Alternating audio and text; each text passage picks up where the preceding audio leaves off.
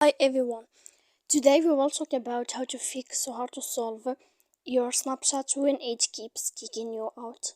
To know how to fix or how to solve your Snapchat when it keeps kicking you out, you should just go to settings like this. You will click. After that, in this page, you will go to apps, default apps, app settings.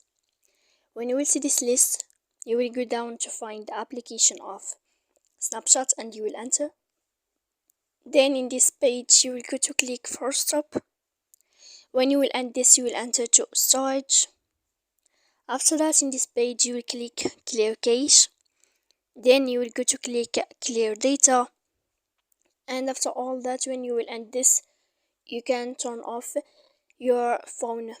So please don't forget to support us by like and subscribe. See you next time in another video, and thank you for watching.